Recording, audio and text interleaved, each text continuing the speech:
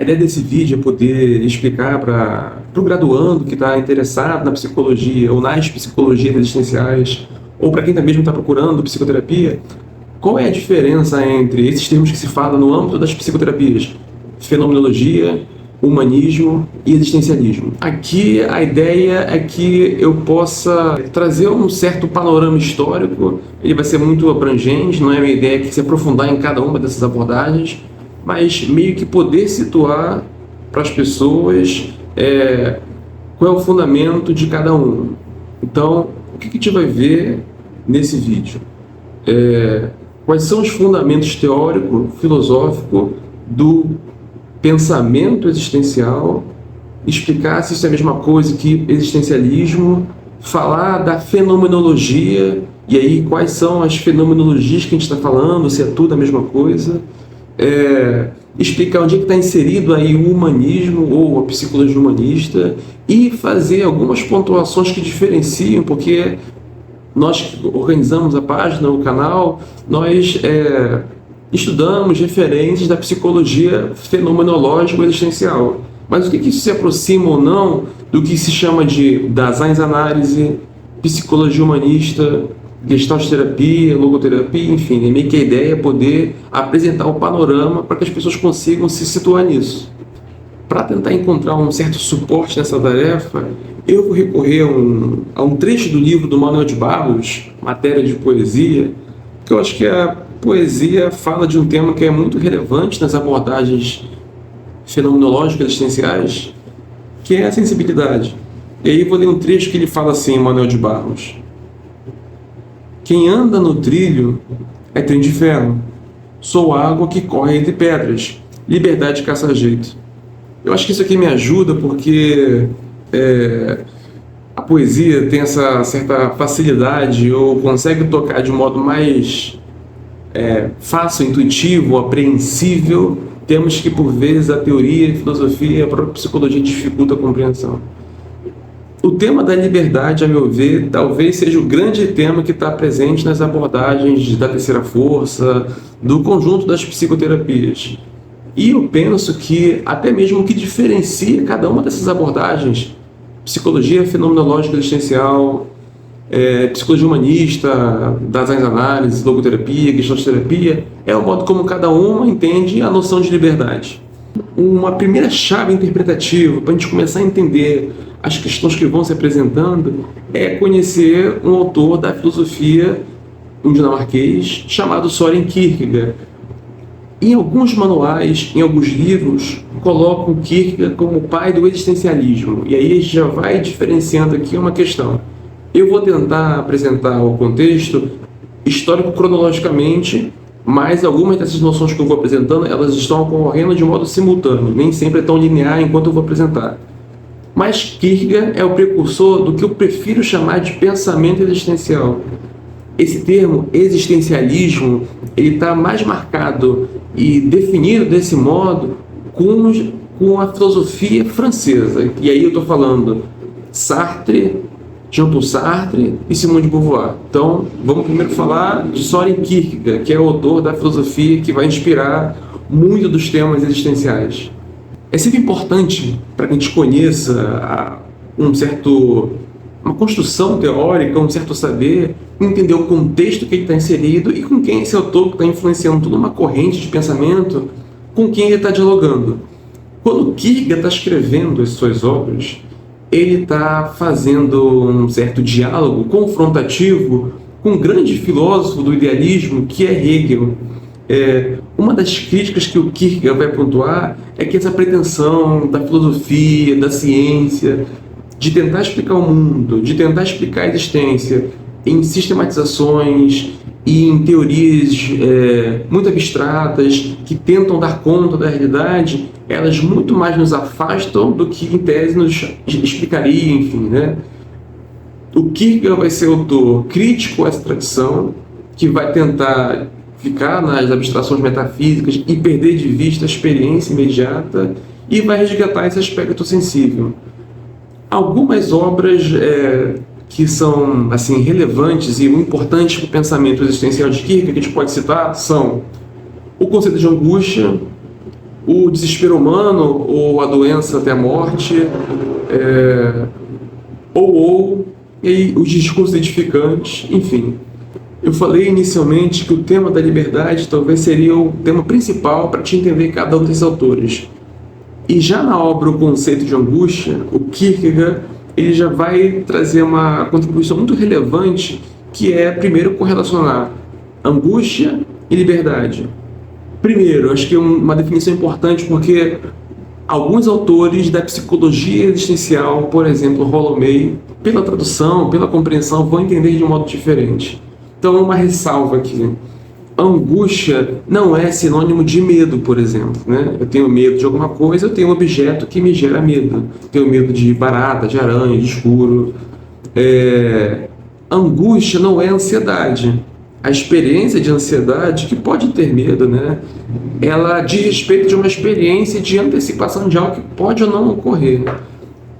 A angústia, isso vai aparecer em Kierkegaard, em Heidegger, em Sartre, enfim, esses autores da existência, está muito próximo da discussão sobre a liberdade. Já que o Kierkegaard é o autor que inaugura na tradição essa compreensão que entende e prioriza a nossa liberdade, a gente vai ver aqui que liberdade diz respeito a esse caráter de poder se articular com a existência, ou seja, a gente não ser pré-fabricado, pré-determinado, mas sempre termos como tarefa nos articularmos com os nossos possíveis. A liberdade aqui está nesse sentido, não como livre-arbítrio, como a tradição cristã, influenciada pelo pensamento cartesiano, vai entender, né? Quando eu penso essa ideia de poder livre arbitrar, está em questão aí uma espécie de soberania da vontade, como se o meu querer posicionasse as coisas. O que está em questão no pensamento existencial, e isso já está em Kierkegaard, é a articulação com os meus possíveis, é o elemento, o fato de a todo momento eu precisar fazer escolhas, e todo momento que eu faço uma escolha, eu estou abrindo mão de algo, e eu não posso não escolher. Não à toa, lá na frente, o Sartre vai brincar, ironizando, dizendo que o homem ele é condenado a ser livre. Olhem aí a relevância, né? A grandiosidade de se pensar como grande tema psicoterapêutico a liberdade. Não à toa o Kierkegaard, inclusive, chega a dizer que o tema o objeto de estudo da psicologia precisaria ser a liberdade, porque é na liberdade que aparecem os possíveis, o meu comportamento, o meu modo de vida. Bem, na medida que eu tenho que escolher e eu não posso escolher, essa escolha ela me convoca a me tensionar com a vida, a ter que me articular com aquilo que me convoca, com aquilo que é o meu possível. E isso sim vai gerar a minha angústia. Ou seja, a angústia fala de se me deparar com ter que escolher. De modo geral, né, no mundo que a gente vive, a gente tenta terceirizar as escolhas. Até o exemplo da psicoterapia, você chega no psicólogo e pede para que, não, o que eu faço? Para onde eu vou? Qual o encaminhamento que eu devo seguir? Ou seja, você pede para um outro para que escolha algo para a sua vida. Escolher algo é uma tarefa complicada, porque na medida que é você que escolhe, a responsabilidade também é sua. Então, o escolher traz esse aspecto que é um certo fardo, né, da escolha, da responsabilidade dessa sua escolha, que ela fala, portanto, dessa liberdade, como eu citei no começo o Manuel de Barros, né, que a gente não a gente não anda num trilho, né? A gente está muito mais análogo ao processo da água que escorre. A angústia mostra o mundo enquanto possibilidade. A angústia fala dessa abertura de mundo que desnaturaliza essa compreensão que, de modo geral, a gente costuma ter. Por exemplo, eu faço isso porque me falaram que eu tenho que fazer. Não, eu faço isso porque eu devo fazer. Bem, a angústia vai mostrar que você faz porque é impossível. Você poderia não fazer, ou você poderia fazer de outro modo. Veja que liberdade aqui não tem a ver com poder fazer o que se quer, mas é poder fazer o que se pode. Essa é a minha liberdade. E eu queria ler um trecho do conceito de angústia em Kierkegaard, porque olha como Kierkegaard correlaciona liberdade com angústia. Ou seja, eu só posso me angustiar porque eu sou livre. E olha o que ele fala. O conceito de angústia não é tratado quase nunca na psicologia. E, portanto, tenho que chamar a atenção sobre sua total diferença em relação ao medo e outros conceitos semelhantes que se referem a algo determinado. Enquanto que, aí olha o que ele vai dizer, a angústia é a realidade da liberdade como possibilidade antes da possibilidade, ou diante da possibilidade. A minha angústia aponta para a minha liberdade, para o meu possível. Ou seja, diante dos meus possíveis se abrem outros possíveis e sempre e essa é a condição da existência humana, escolher sem garantias. Ou seja, eu sempre estou tomando partido de algo que vai ter o caráter provisório. E por isso, de algum modo, isso gera uma certa ansiedade. Pode gerar medo também, mas medo e angústia não são as mesmas coisas. E aí a angústia fala desse caráter de escolha. Então, essa discussão, eu estou resumindo muito aqui, essa discussão sobre angústia e liberdade, ela vai aparecer em outros autores. Por isso que Kierkegaard é considerado o pai do pensamento existencial. Eu acho mais certeiro, eu acho mais rigoroso nos referirmos a Kierkegaard como o pai do pensamento existencial. Então agora já entende, a gente não vai mais confundir, entendendo que Kierkegaard é um autor existencialista. E muito menos Heidegger, que inclusive vai gerar uma confusão com essa nomeação que o Sartre vai falar para ele, né? Mas então a gente entende agora, passamos agora para um outro autor que vai nos ajudar a pensar um outro elemento, que é Edmund Husserl. Então a gente falou de Soren Kierkegaard, agora a gente vai falar de Edmund Husserl, que é o autor que vai trazer o método fenomenológico. Nós já conseguimos encontrar na história da filosofia esse termo, fenomenologia. O Hegel, que eu citei lá, que está recebendo as críticas do Kierkegaard, tem um livro chamado Fenomenologia do Espírito. Porém, o termo fenomenologia que aparece nas abordagens das psicologias fenomenológicas existenciais, ele é utilizado pelo Husserl. Três noções, pelo menos são as que eu me proponho a apresentar aqui brevemente, que são importantes, que estão ali em Husserl e que vão ser muito fundamentais para a psicoterapia. A noção de consciência intencional, a noção de fenomenologia, ou de fenômeno, e a suspensão fenomenológica. Essas vão ser noções que vão ali influenciar muito as pesquisas em psicologia, em fenomenologia, em psicologia fenomenológica e nas psicoterapias. Acho que uma primeira distinção, e aí talvez seja essa parte que pegue muitos alunos, muitos até psicólogos que escolhem essa abordagem, é porque entender fenomenologia exige você conseguir desver o modo habitual que nós lemos o mundo, né? E esse modo habitual é orientado pela perspectiva cartesiana. Essa perspectiva cartesiana que nós tendemos a ler o mundo, que nós geralmente assumimos que é o nosso modo essencial de ser, ela foi posicionada historicamente e aí partindo de algumas premissas que a fenomenologia em Husserl vai criticar.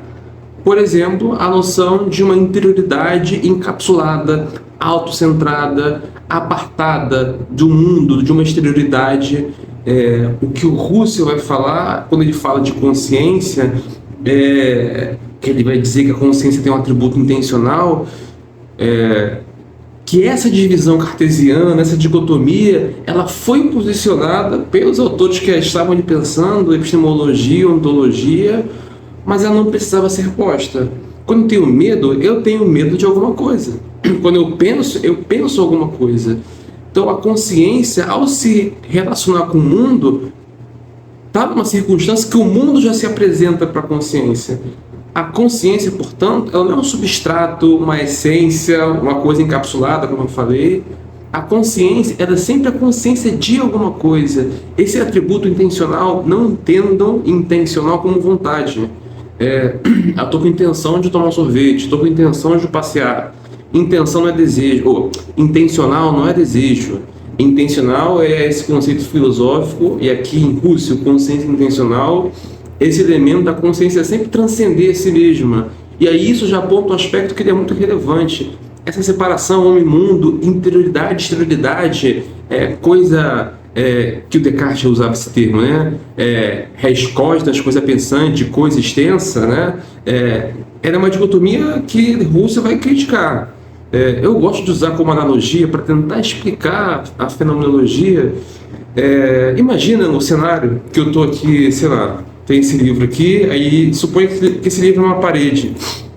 Se esse livro, a parede está parada e eu vou movimentando o meu dedo, aí eu pergunto assim, quem vai tocar primeiro em quem? O meu dedo ou a parede? parede de livro, né?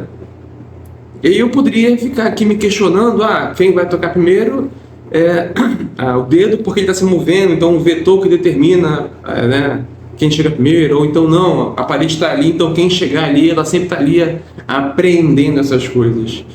Por que eu faço essa pergunta? Porque a tradição de pensamento ocidental fez algo parecido. Quem é que apreende o mundo? É a consciência? É a interioridade? É a subjetividade? São as abordagens subjetivistas, internalistas. Ou, não, o que apreende é o mundo, ele existe em si, e aí a gente vai tentar captar, a partir de mecanismos, de técnicas, de teorias, esse mundo em si. São as abordagens externalistas, realistas. Quando eu falo, retomando essa analogia que eu falei do toque, né? A própria pergunta, se vocês notarem, ela é capciosa, porque olha só, não faz sentido perguntar quem chega primeiro no toque, porque o toque ele fala do encontro.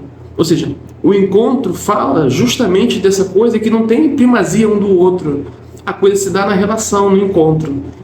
O que o Russell vai perceber, se essa analogia foi bem sucedida, que essa divisão interioridade, exterioridade, sujeito-objeto, ela fala de perspectivas separadas que não são separadas, elas sempre se dão em relação. Então, a consciência intencional fala desse aspecto. Só que por conta de uma tradição, que é o que o Russell está combatendo, marcada pelo psicologismo, uma tentativa de reduzir tudo ao psicológico, fica muito difícil de ver algo, o mundo, a epistemologia, enfim, para além das perspectivas cartesianas. O Russell fala, então, que aí é uma das grandes questões que está no método fenomenológico, é preciso voltar às coisas mesmas. Não entendam, e aí agora eu faço várias ressalvas. Voltar às coisas mesmas não significa voltar à coisa em si, né, como Kant diria, né? Porque olha só, a própria noção de coisa em si presume que tem uma verdade e o que eu capto dela, né? Tem a coisa em si, mas é aquilo que eu capto, né?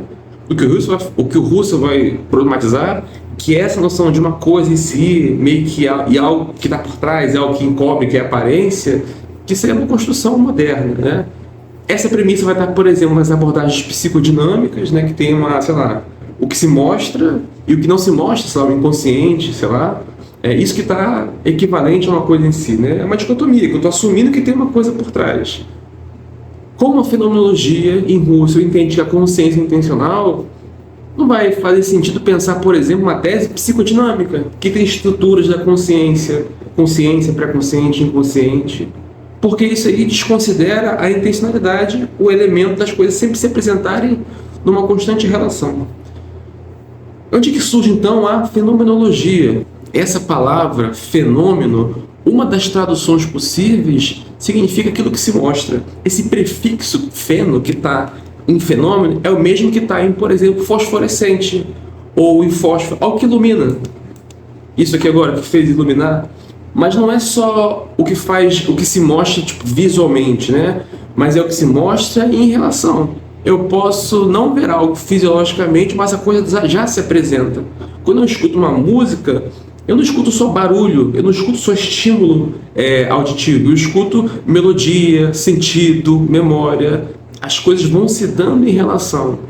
A fenomenologia é o método, então, em Russell, perdão, é o método proposto para estudar a intencionalidade. E olha só, em Russell, ele está pensando consciência como fluxo de vivência, não a partir de um eu autocentrado, essencializado, quase estático, separado do mundo. Por que essa noção de fenômeno, portanto, isso que se mostra, e a fenomenologia, então, é o estudo dos fenômenos, ou seja, em Russell, é o estudo da consciência intencional, também aqui resumindo bastante. Por que isso vai ser relevante? Para a epistemologia, para romper com essas dicotomias. Para a psicoterapia, notem, é muito fácil nas psicologias, e é isso, vou marcar uma diferença, não hierarquizando o melhor e pior, só marcando uma diferença. Algumas propostas psicoterapêuticas partem de algumas preconcepções sobre o modo de ser do humano. Se enquanto eu estou falando aqui, explicando nesse vídeo, e eu falo algo e troco algum nome, Há teorias que vão dizer que não foi uma troca gratuita, que teve algum sentido, que tem uma explicação. E aí, as teorias psicológicas, inclusive algumas, se propõem a explicar o que está em questão nisso que é, por exemplo, trocar o nome. As teorias vão tentar explicar, por exemplo, por que uma pessoa fica adoecida, por que uma pessoa fica enlutada, por que uma pessoa fica alegre, motivada.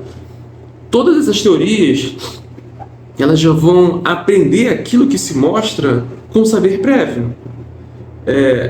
A fenomenologia, como ela quer acompanhar o que se mostra, ela não se antecipa. E aí na psicoterapia isso é muito importante, porque já que eu quero acompanhar o que se mostra, eu não posso ficar adivinhando, tendo palpite, isso aqui representa algum simbolismo, porque quer dizer que... Ou seja, eu pego uma coisa geral, um símbolo, e assumo que esse símbolo vale para cada especificidade. Eu estou me antecipando. E uma questão que vai ser muito relevante para as psicoterapias é prescindir. Olha só, a psicologia fenomenológica existencial prescinde da noção de psiquismo.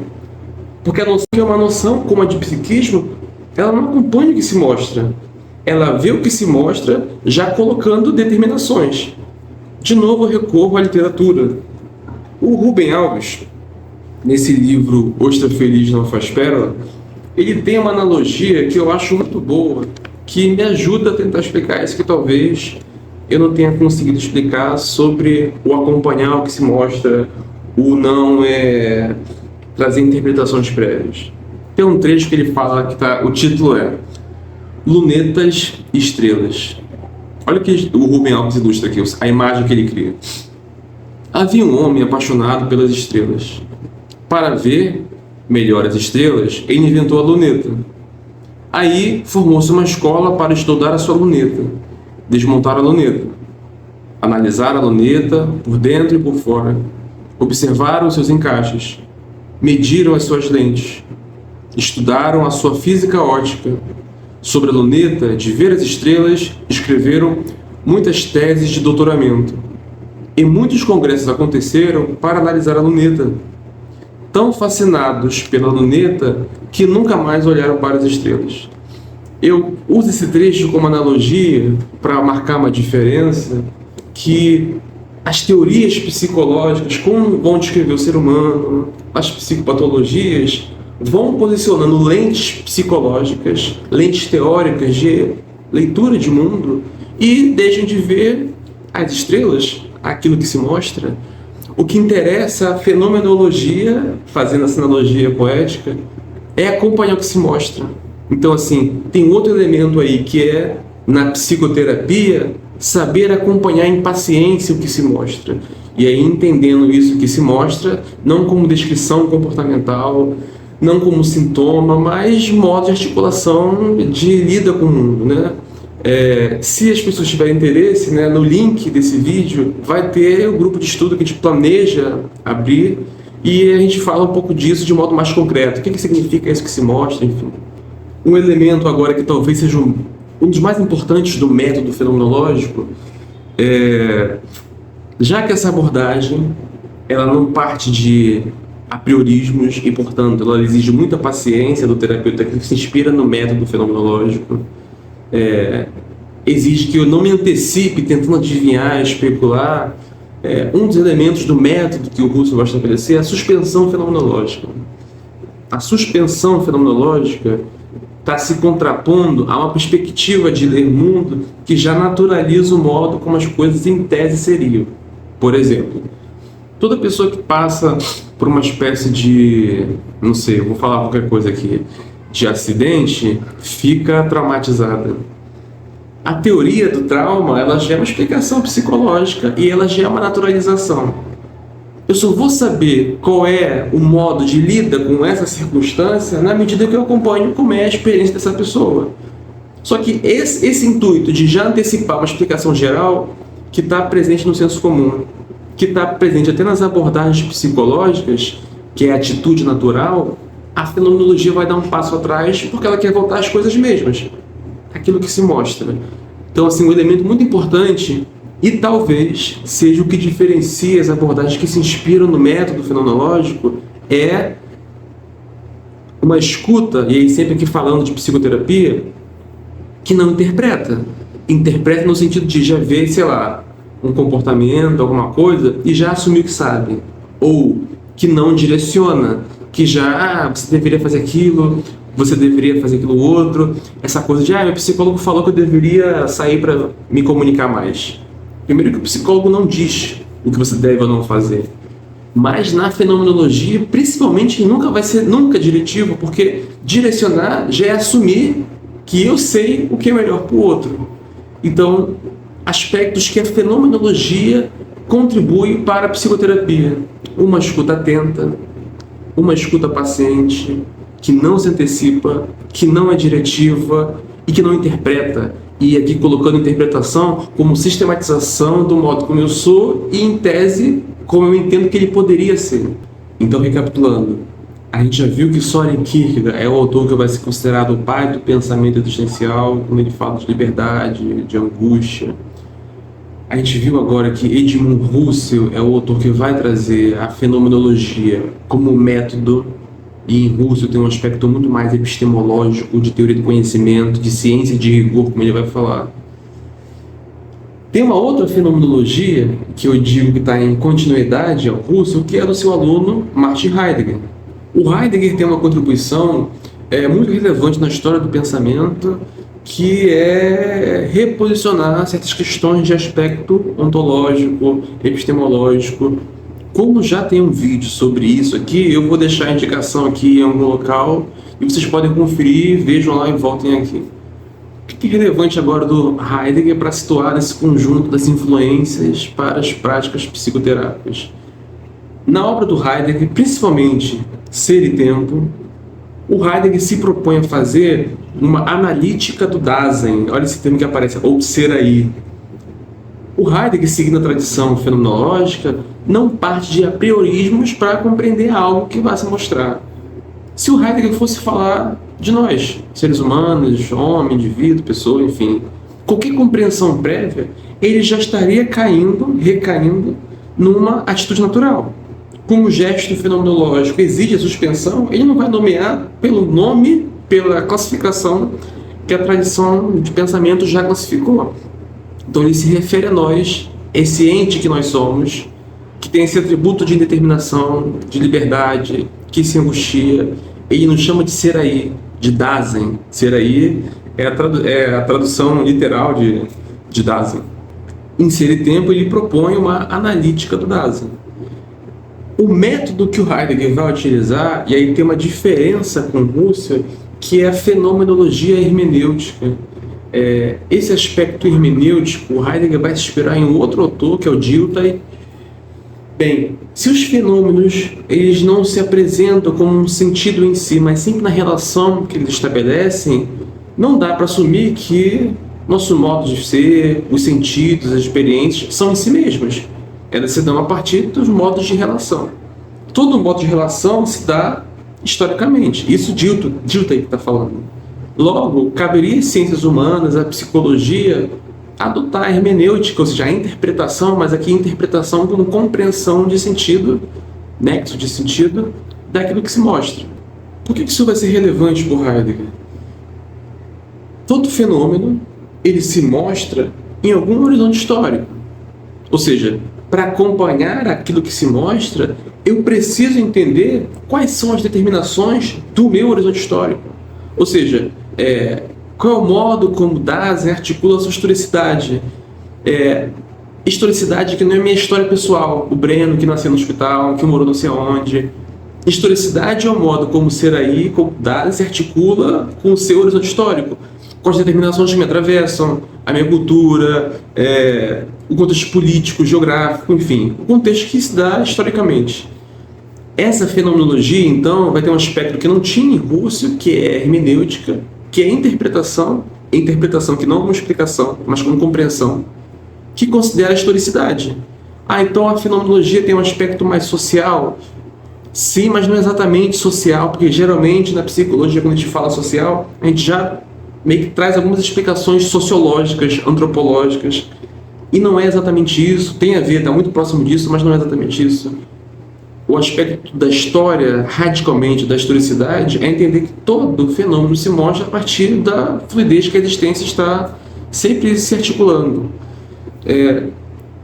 Heidegger escreve Ser e Tempo, articulando então essa analítica do Dasein, tomando como método a fenomenologia hermenêutica, e aí essa abordagem que vai influenciar, e aí tem uma questão aqui dos autores, que vai ser a Daseinsanálise ou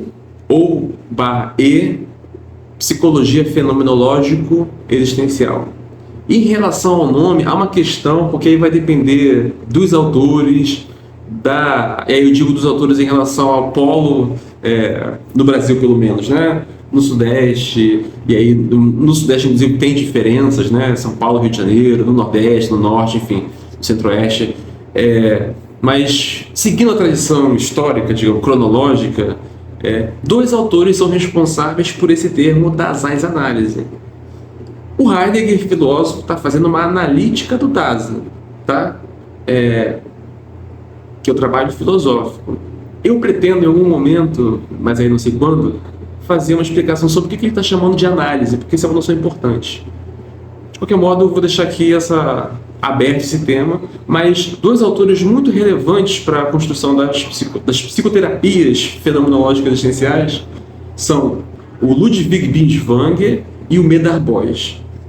São psiquiatras que, inconformados com as propostas psicoterapêuticas até então, que recaíam em alguns reducionismos, que tematizavam muito o aspecto intrapsíquico, tomavam certos essencialismos em exagero, e esses essencialismos em exagero incomodavam eles. Então, eles vão entender que a obra do Heidegger, Ser e Tempo, oferece preciosas contribuições para pensar um outro modo de terapia que não recaia nesses essencialismos. E aí, então, surge a Daseinsanálise. Alguns autores hoje usam esse termo ou não, e aí, vamos lá, por que isso é uma questão? Ainda que esses autores estivessem marcando uma ruptura com a tradição anterior, marcada muito pela psiquiatria clássica, biologizante, pela psicanálise, eles ainda, se vocês lerem os casos de Medard Boyce e Binswanger, é possível ainda identificar alguns elementos psicanalíticos, algumas interpretações nas obras dele. Penso que isso acontece com qualquer autor que é pioneiro em alguma empreitada, né? Ainda mais teórico. Eu noto, e aí assim, uma compreensão minha, que os autores hoje que se auto-intitulam Daseinsanalistas estão inspirados ali na fenomenologia hermenêutica, mas me parecem que tem um vínculo muito forte ainda com a psicanálise ou com a metapsicologia freudiana. Bem, alguns autores vão ou se apropriar da Daseinsanálise e não seguindo tanto essa tradição, mas outros autores, por exemplo, Ana Maria Feijó, Roberto Novatzar, são pesquisadores do Rio de Janeiro. A Ana Maria Feijó foi e é a orientadora de nós, que organiza aqui a página. A gente estudou com ela durante a graduação, mestrado, doutorado, enfim.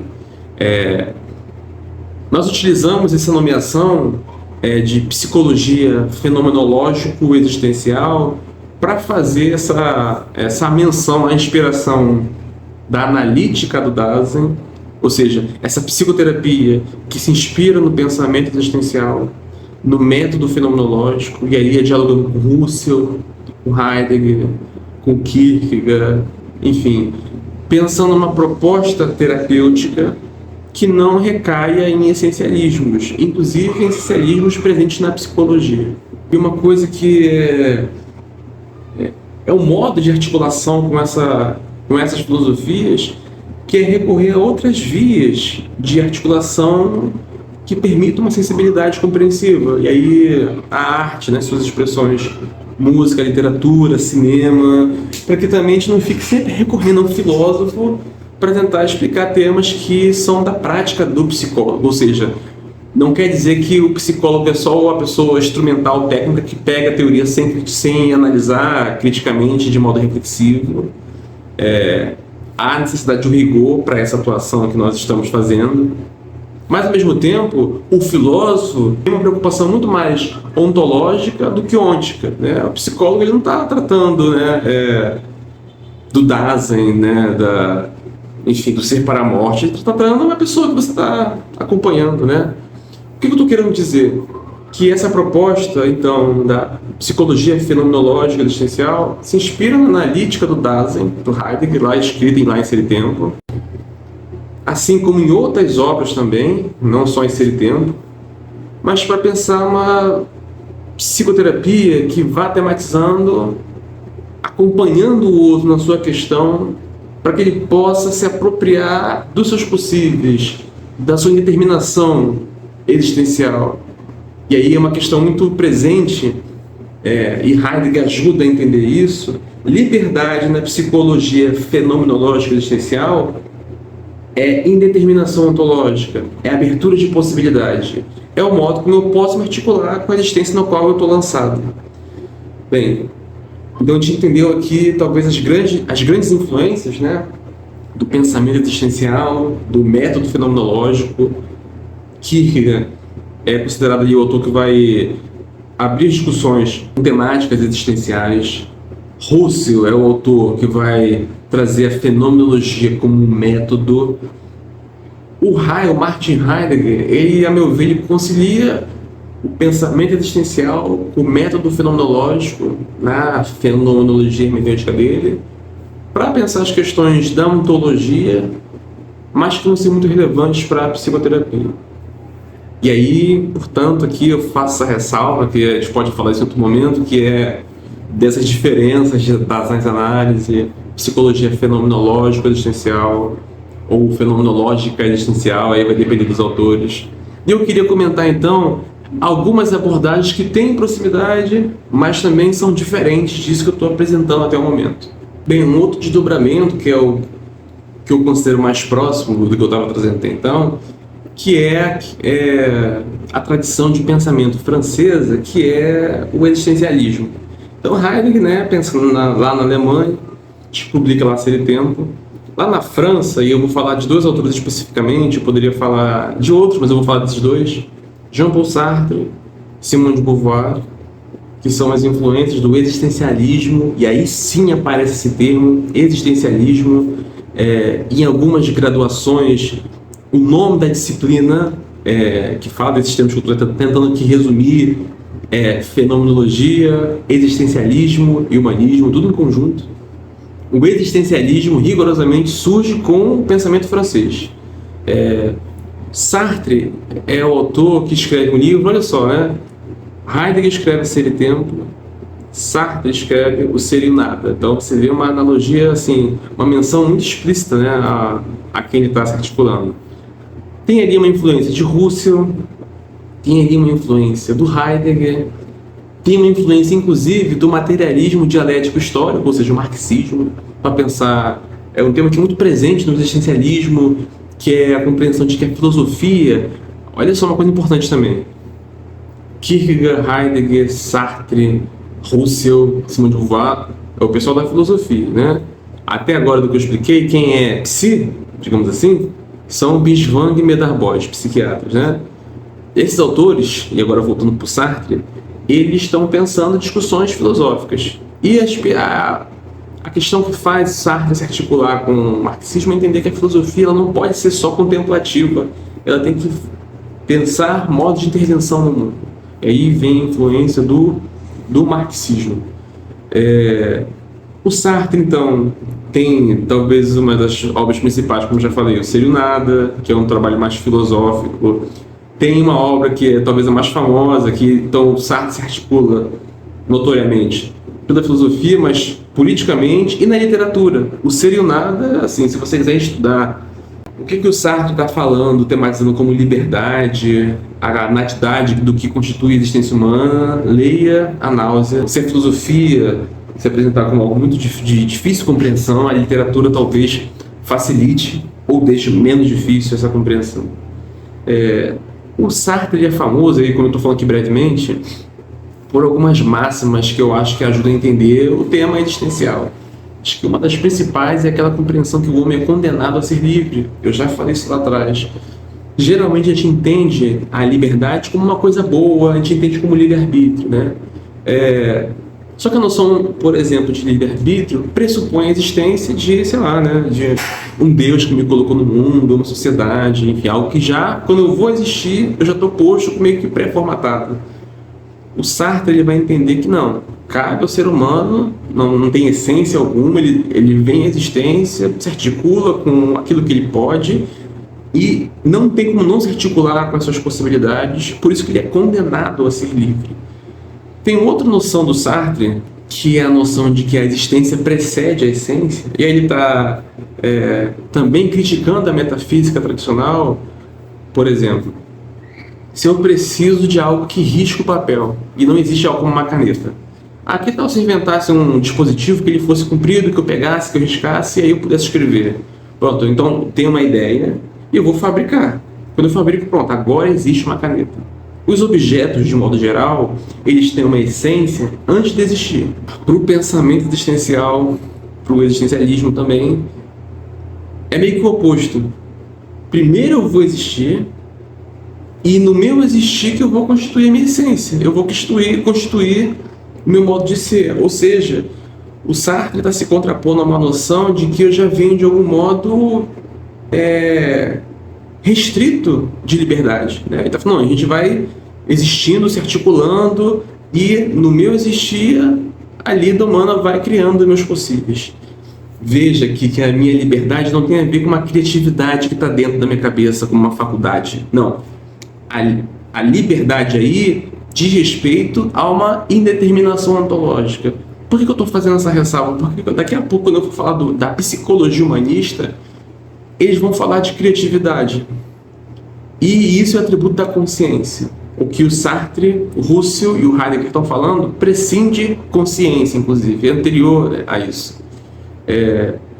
O Sartre tem um livro, é uma palestra que virou um livro, que ele fala que o existencialismo é um humanismo, e é meio que ele está respondendo certas críticas que o humanismo recebeu, que é uma filosofia pessimista, porque se ela não defende um mundo melhor, se ela não segue alguma tradição de qualquer orientação, né, religiosa, política, que em tese promete uma espécie de realização de bondade, de potencialidade humana, ela teria um aspecto negativo, né, enfim, né, pessimista. Ele vai rebatendo isso.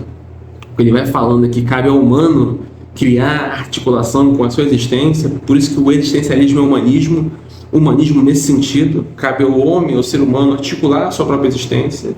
Isso vai gerar uma certa discussão com Sartre, com Heidegger lá na frente, mas enfim, isso aqui não cabe agora, essa questão. Outra figura importante do existencialismo é a Simone de Beauvoir, uma filósofa que escreve aquele livro, O Segundo Sexo, e aí esse livro vai ter uma relevância muito grande para a história do pensamento, vai influenciar, por exemplo, as primeiras correntes do feminismo. É nesse livro que a Simone vai dizer que não se nasce mulher, torna-se, ou seja, essa compreensão de mulher, sei lá, que é dócil, que é do lar, que é da casa, são noções essencializadas pela tradição que a gente vive, pelas determinações do nosso tempo. E aí a gente vai colocar aí, né? É o machismo, é o patriarcado, é a misoginia. São noções que se estruturam social e historicamente, né? Mas elas não estão postas em si, sabe? O que os autores da existência estão falando não é que eu sou apartado da existência, não é que o mundo não me atravessa, né? A genética, a cultura. A questão é que isso não me determina. Quando a Simone de Beauvoir está falando da condição da mulher, ela está falando que o modo de ser mulher, ele também é posicionado historicamente. Inclusive o título do livro dela, né, O Segundo Sexo. Quando a gente está... Esse termo, né, você pega um livro de história, não, porque o homem inventou o fogo. A gente já está partindo de um binarismo, homem-mulher, homem como sinônimo de humanidade. E a mulher é sempre o segundo. O homem é sempre algo que é neutro, que é em tese em si, e a mulher é como secundário disso. Tanto que algumas abordagens psicodinâmicas, quando vão falar do feminino, falam como um desdobramento, como uma consequência do masculino. E a mulher é sempre colocada nessa função do segundo sexo, né? E aí meio que a desconstrução também se dá nessa ordem muito próxima do Sartre. Não, primeiro eu vou existindo e eu vou articulando a minha possibilidade de criação de sentido.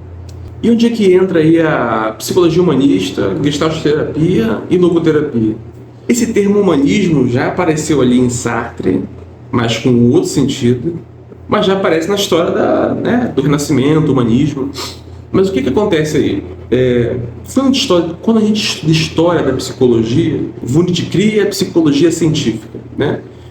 Essa psicologia vai se irradiando e vão se criando psicologias. Quando ela chega nos Estados Unidos, nas práticas psicoterápicas, predominava ou a psicanálise ou o behaviorismo. Alguns psicólogos, insatisfeitos com essas abordagens, porque eles entendiam que elas caíam em algum reducionismo, ou seja, tudo é alguma coisa pulsional inconsciente, ou toda coisa, meu comportamento é determinado por algum condicionamento que eu vivi ao longo da vida, ou seja, meio que não sobra liberdade.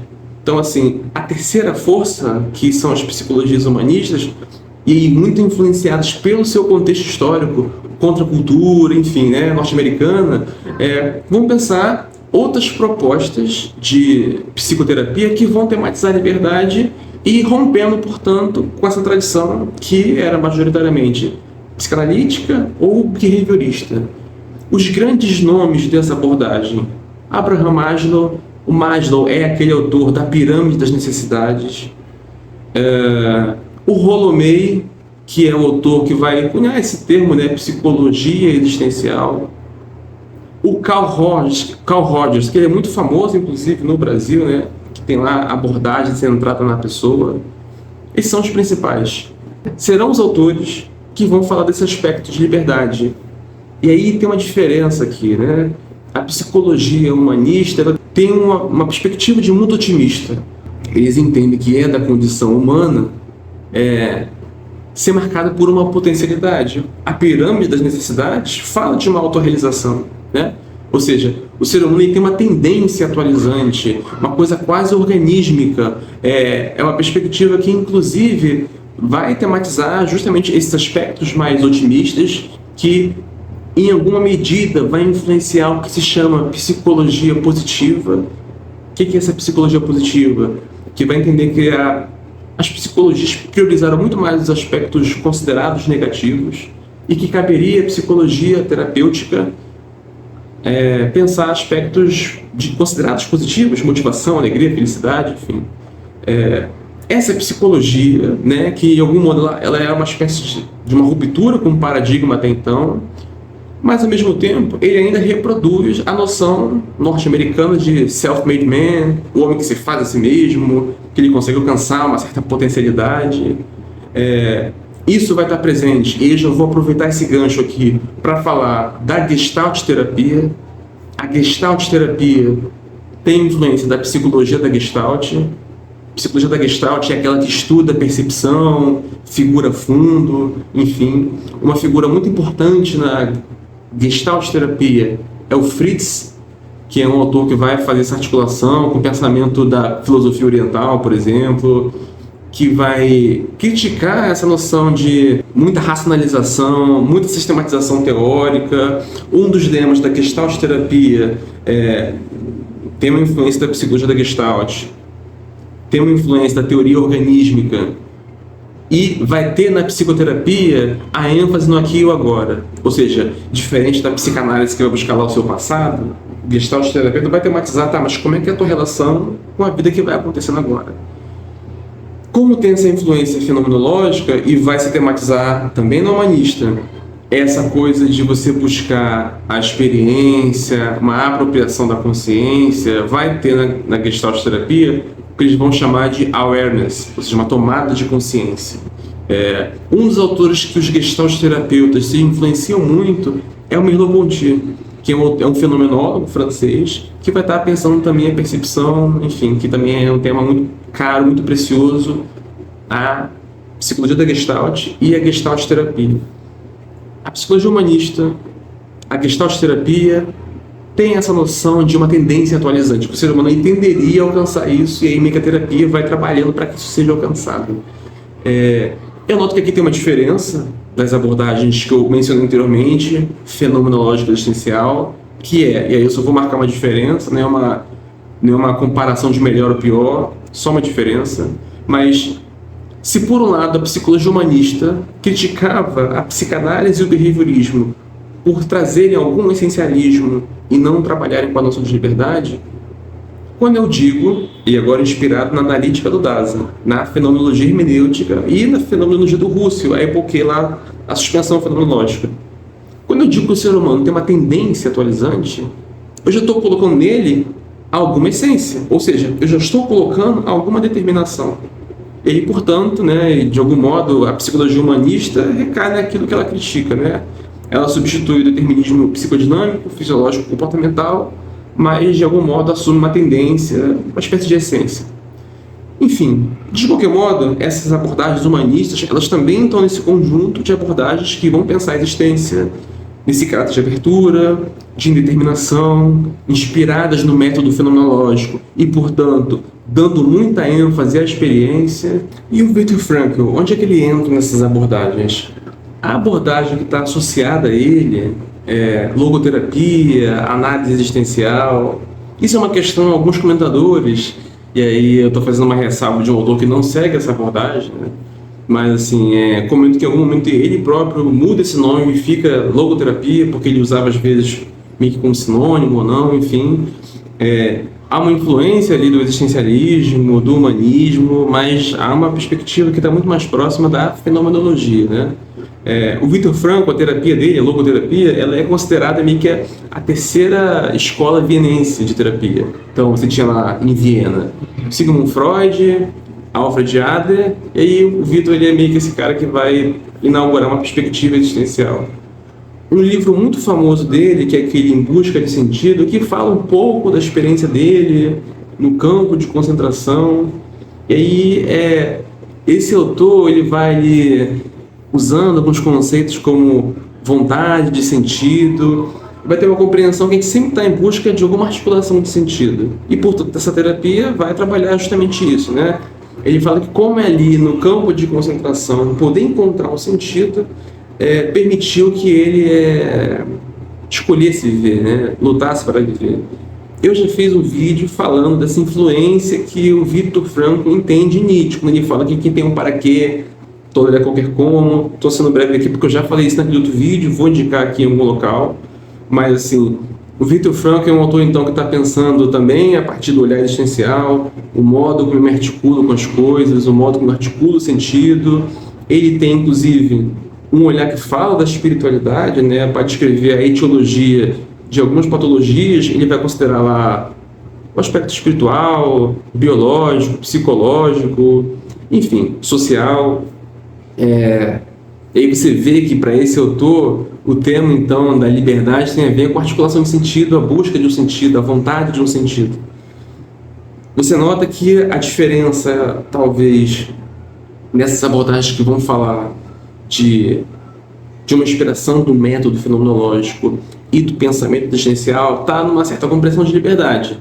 Liberdade como busca de sentido, como potencialidade, liberdade como autorrealização, tendência atualizante, indeterminação ontológica. Enfim, essas abordagens aí, elas estão com as suas especificidades, demarcando diferenças, mas também falando de proximidades, porque de algum modo elas estão ali tentando acompanhar a experiência, aquilo que se mostra, aquilo que é do aspecto, vou usar esse termo, da subjetividade. Aquilo que está ali, aspecto da minha articulação de sentido, que não vai caber numa teoria pronta, inclusive em uma teoria psicológica. Se esse vídeo finalmente te ajudou a entender a diferença entre as abordagens existenciais, comenta aqui com a gente, comenta também se ficou alguma dúvida, se tem sugestão de vídeo, se tem alguma correção, e acompanhe os próximos conteúdos.